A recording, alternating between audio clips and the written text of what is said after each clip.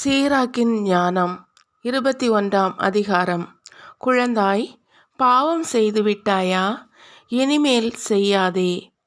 உன் பழைய பாவங்களுக்காக மன்னிப்பு கேள். பாம்பை கண்டு ஓடுவதைப் போல பாவத்தை விட்டு ஓடிவிடு. நீ பாவத்தின் அருகில் சென்றால் அது உன்னை கடிக்கும். அதன் பற்கள் சிங்கத்தின் பற்கள் போன்றவை. அவை மனிதரின் உயிரை போக்கிவிடும். நெறிக்கேடுகள் எல்லாமே இருமுனை கூர்வாள் போன்றவை. அதன் காயங்கள் ஆறமாட்டா. திகிலும் இருமாப்பும் செல்வங்களை பாழாக்கும். செருக்குற்றோரின் வீடு பாழாகும். ஏழைகளின் வாயினின்று எழும் விண்ணப்பம் கடவுளின் செவிகளை எட்டும். அவரது நீதி தீர்ப்பு விரைவில் வரும். கடிந்துரையை வெறுப்போர் பாவிகளின் வழியில் நடக்கின்றனர். ஆண்டவருக்கு அஞ்சி நடப்போர் மனம் வருந்துவர். நாவன்மை படைத்தோர் பற்றிய பேச்சு தொலைவிலும் பரவும்.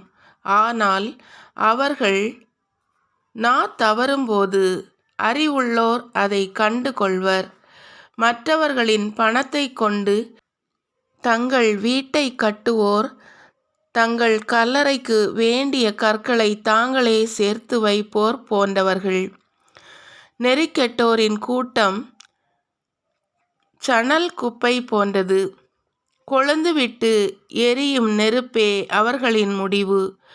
பாவிகளின் பாதை வழுவழுப்பான கற்களால் பரவப்பட்டுள்ளது. அதன் முடிவில் கீழுலகின் வாயில் உள்ளன. திருச்சட்டத்தை கடைபிடிப்போர் தங்கள் எண்ணங்களை கட்டுப்படுத்துகின்றனர்.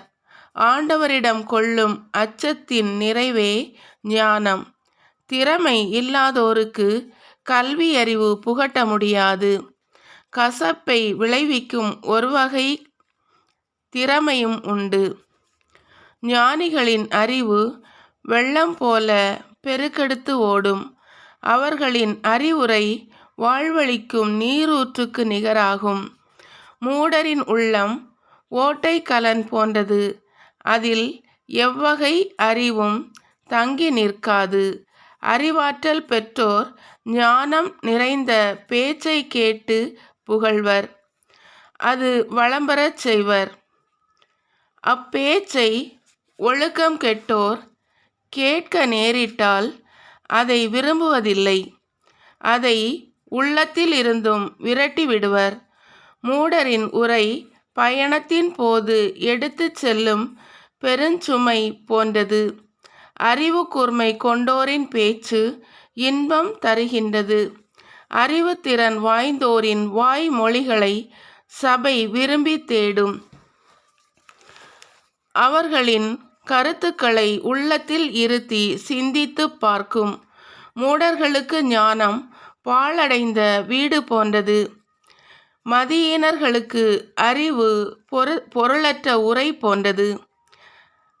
அறிவிலிகளுக்கு அளிக்கும் நற்பயிற்சி கால் விலங்கு போன்றது. வலக்கையில் மாட்டப்பட்ட தழை போன்றது. மூடர்கள் சிரிக்கும் போது உரத்த குரல் எழுப்புவர்.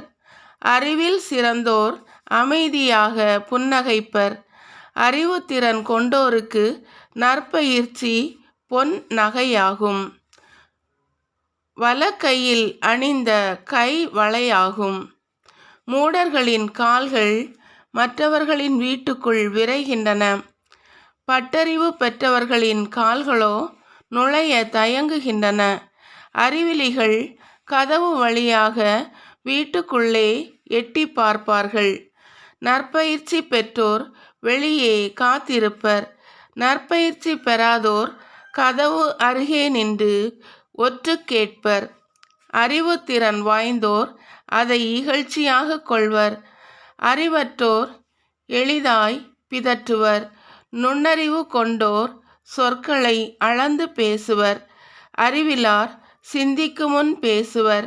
அறிஞர் பேசுமுன் சிந்திப்பர். இறை பற்றில்லாதோர் தங்கள் எதிரியை சபிக்கும்போது தங்களையே சபித்து கொள்வர். புறங்கூறுவோர் தங்களையே மாசுபடுத்திக் கொள்வர். சுற்றுப்புறத்தார் அவர்களை வெறுப்பர்.